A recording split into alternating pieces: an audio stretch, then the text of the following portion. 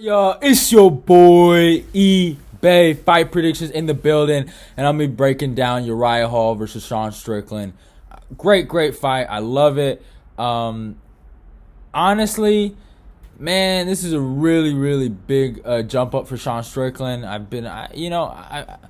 the guy's hilarious. I can't lie. He's probably one of the funnier guys in the company right now. He cracks me up. He's just a breath of fresh air. He's an interesting guy. I'm not gonna lie. He does some dumb stuff, but I mean, hey, he's he's a little entertaining.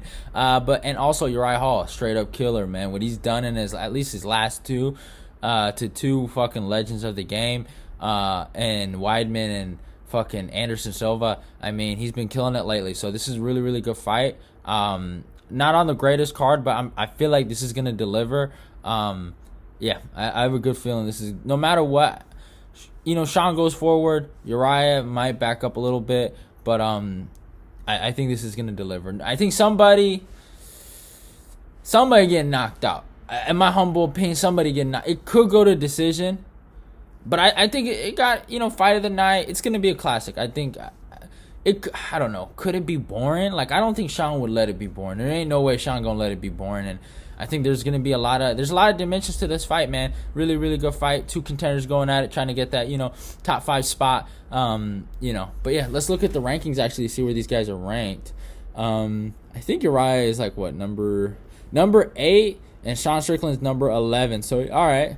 Oh, and they put Andre Muniz as number 15. I just peeped that. Wow, that's crazy. I just peeped that right now. Wow. I guess because what's his face? Omar Makhachev just left the UFC, so that's really interesting. But yeah, let's talk about the stats. Uriah Hall 17-9. Apparently is a slight underdog in this matchup, so that's interesting. Is fighting at in New York City. I'm pretty sure he's at it. I think he's in Houston. With Fortis MMA. I think that's where he's training. So I'm going to say Houston or whatever. Age 37, a height of 6 foot, and a reach of 79.5. Sean, 23-3. Really good record. He lost to some pretty good guys, too. Riverside, fighting out of Riverside, California. Age 30, a height of 6'1", and a reach of 76. So, I mean, Uriah does have the reach advantage. I don't think Sean has ever dealt with that in his last 3 opponents. I'm pretty sure he had I think he did have the reach advantage. If I go look at Sean, his victory over Brendan Allen. Let's see if he had the reach advantage here. Yeah, by 76-75. That's interesting.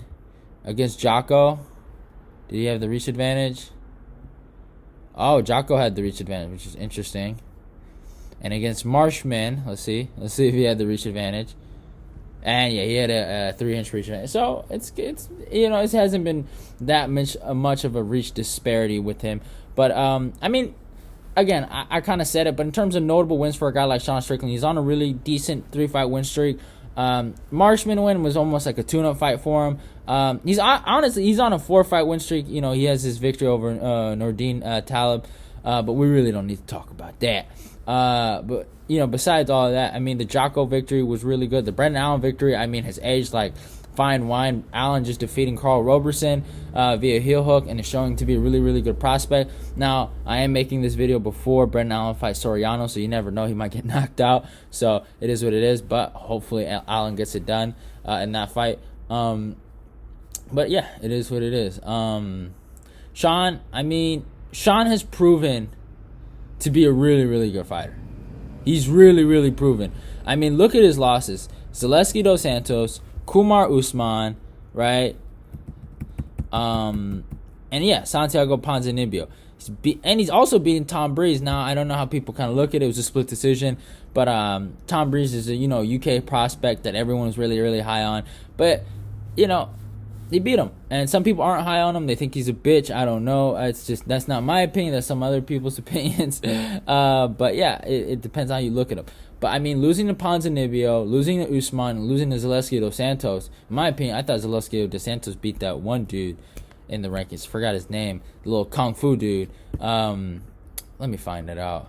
Muslim Salikov guy. I thought he whooped his ass. Nah, actually, he didn't whoop his ass. But he beat him. I thought he beat him. But, And Zaleski is a fucking killer. And he got him with a spinning heel hook, which was crazy. Usman just beat him via decision. But if we look at these guys that beat him, I kind of want to do a little interesting. I want to see their reach, if they had a reach advantage. So Ponzinibbio didn't have a reach advantage. It was 73-76. So okay, that's cool. Against Usman, I'm pretty sure Usman had the same exact reach as Strickland. Yep, 76-76. So that's interesting. And then if we look at Zaleski, I'm actually interested to see this. Oh, 73-76. So okay. I just want to see who are the guys that had the 79-inch reach advantage, like a Uriah Hall, and I want to compare that, but you can't really. It doesn't matter. We'll see later, but yeah, Sean's in a really good spot right now. And this is a big fight for him. Main event, 5 rounds. He's an interesting guy. He said some interesting things, and I laugh at it. I'm not. It cracks me up. As much as. He is acting like a dummy, but this is a really, really big spot for him. And I'm not gonna say he's fought for a long time. I'm not gonna say that he's a prospect, but this is a big, big spot for him. And instead, a guy like Uriah Hall, he's been here before. But the good things for Sean, he knows how to put pressure on guys. He's really, really good boxing. He knows how to finish guys. And, you look at the Brendan Allen victory, I think right now one of his better victories recently. He was able to put pressure on him, and he was just really, really able to time him. Sean has really, really good boxing. He knows how to roll with the punches. He puts a lot of good pressure. And this is a really, really good fight for him because Uriah Hall is, we've seen him lose to pressure fighters for a long, long time. And Sean, he has a game plan. He has to put the pressure. He has to work his body. And he has to take space away from him, so he doesn't have time to throw kicks or doesn't even have time to throw long weighted counter punches, with long distance and setups and stuff like that. He has to take everything away from him and mentally fuck with him. Sean.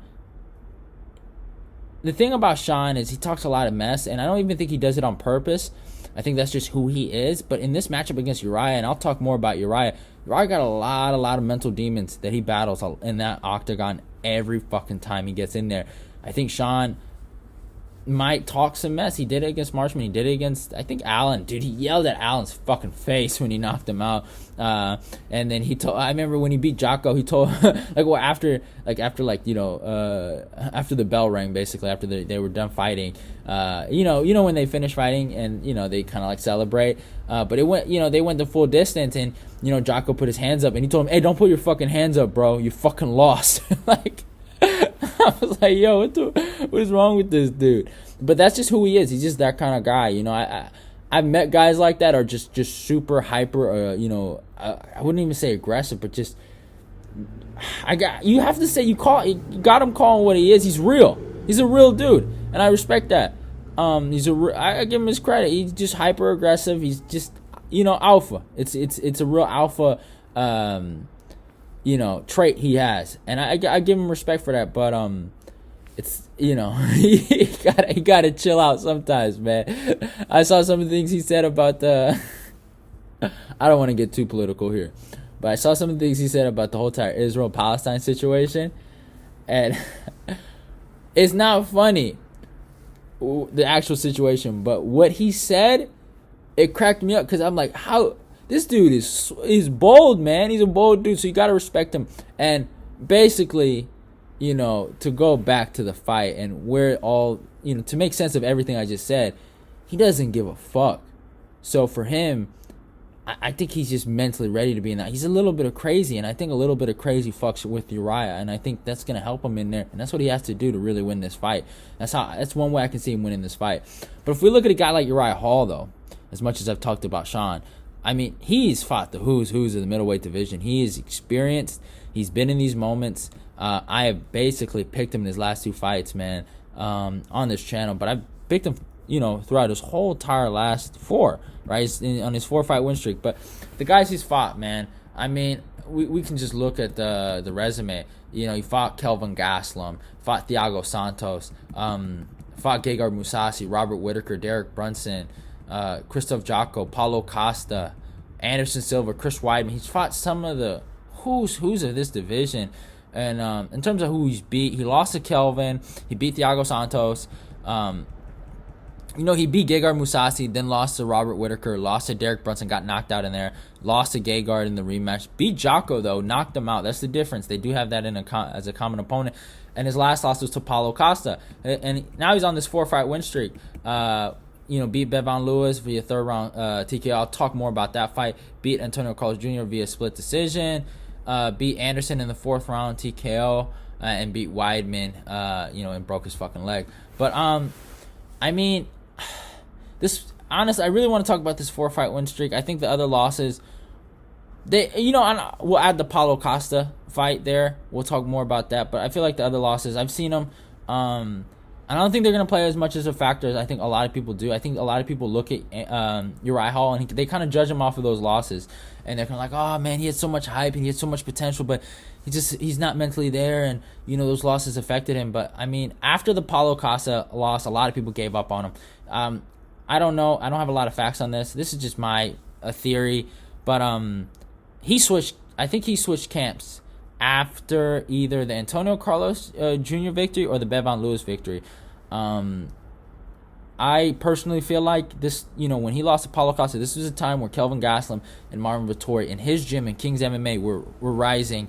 Beneil Dariush was still in there, Verdum. I think Giga still wasn't in the UFC yet. So they had a lot of good guys. And I personally feel like Rafael Cordero kind of gave up on his student. That's just how I feel, maybe because he was just, he's seen Uriah quit a lot.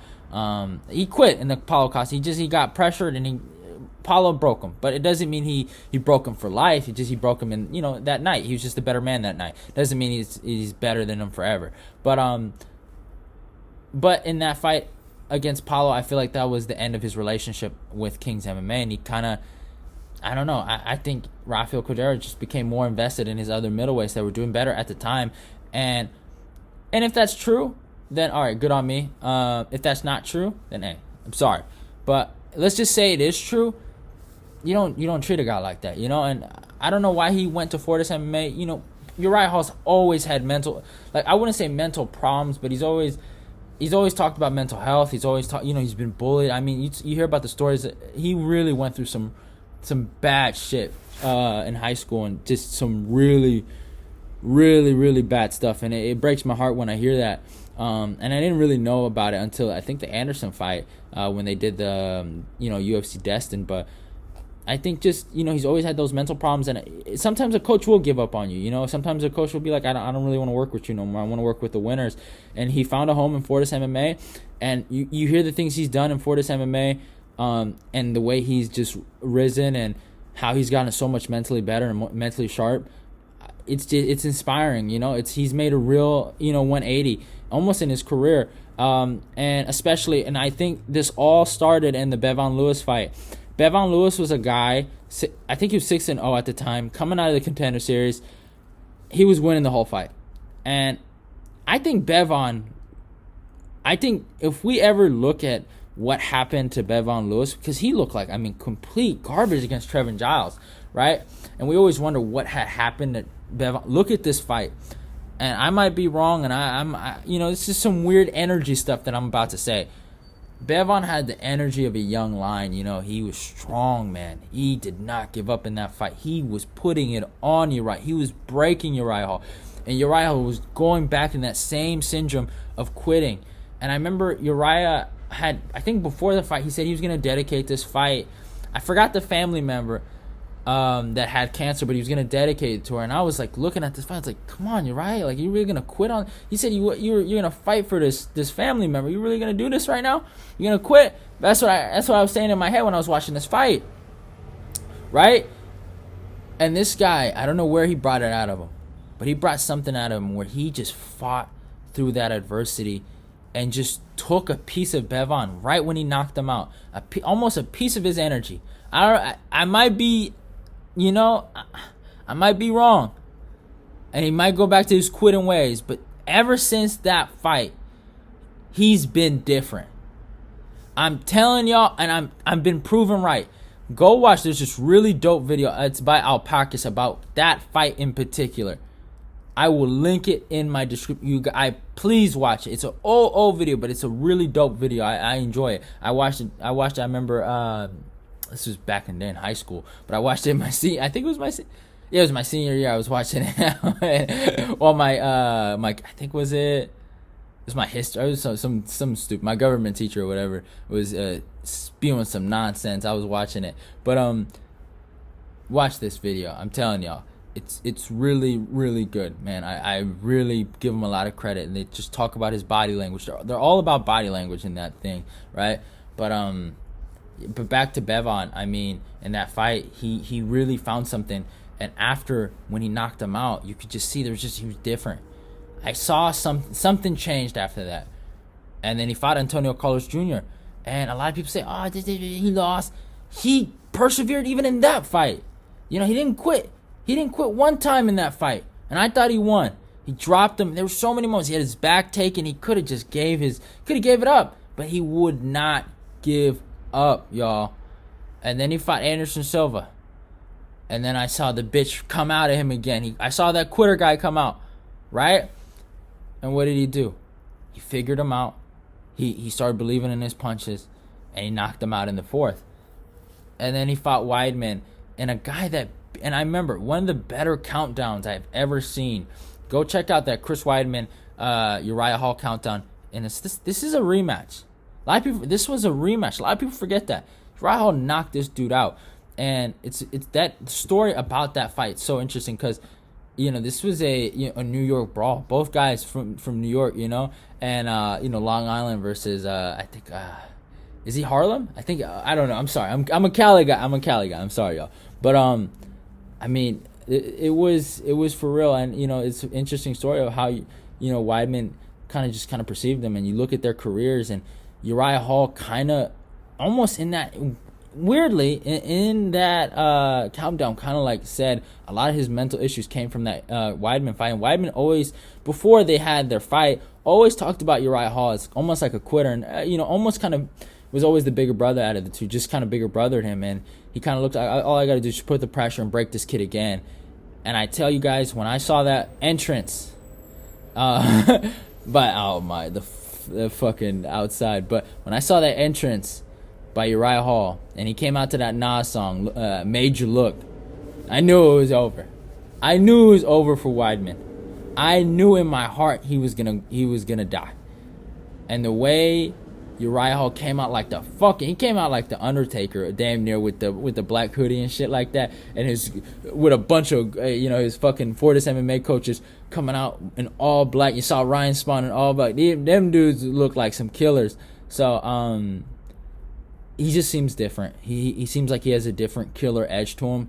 And I think he wins this fight. I've kind of talked. I went for 17 minutes, but I explained a lot of it, right?